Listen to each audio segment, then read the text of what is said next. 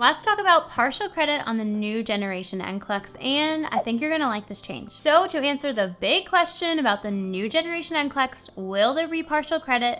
Yes, there will be, but it depends. In this video, I'm going to dive into the 3 new types of scoring that are being introduced in the new generation NCLEX and what that means for you, so let's jump in. The 3 new types of scoring are called 0-1 scoring, plus-minus scoring, and rationale scoring. Let's talk about the first one, which is 0-1 scoring. This is the most straightforward and traditional way of scoring. The way it works is that you get a point for every correct answer, and for any incorrect answers, you won't receive any points. Pretty straightforward. Let's look at a quick example. This question is asking to select 2 findings that require immediate follow-up care.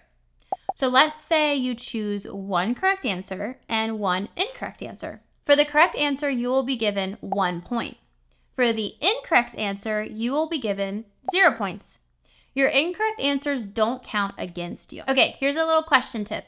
If a question asks you to select n or select a specific number, this is a great example of a question that will be scored using the 0-1 scoring. Let's jump into our next scoring type, which is called plus or minus scoring. How the scoring works is for every answer you get correct, you get 1 point. For every answer you get incorrect, you get minus 1 point. Here's an example. The question asks, which nursing action applies to a client who is having a seizure? Select all that apply. Let's say you choose 3 correct answers and 1 incorrect answer. For the 3 correct answers, you just got 3 points. For the 1 incorrect answer, you got minus 1 point. The 1 point you lost gets taken from the 3 points you gained. So in total, you'll receive 2 points from this question. Here's a question tip. If a question asks you to select all that apply, this is a great example of a question that will be using the plus-minus scoring. If you want more information about the new Gen NCLEX practice questions and all things NCLEX, you can find it in the complete NCLEX study notebook. Okay, the last one for the new scoring type is called rationale scoring. This type is different from the last 2.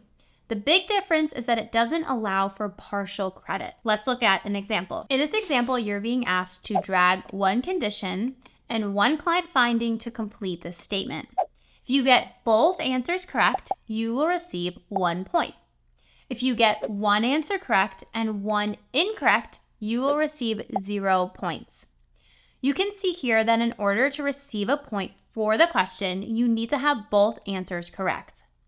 If it contains 1 wrong answer, the whole answer gets scored as incorrect. So the question tip here is if you see a question that has closely related cause and effect, that question will be scored using the rationale scoring. In our example, you can see it's asking, the nurse determines that the client is experiencing blank as a result of blank.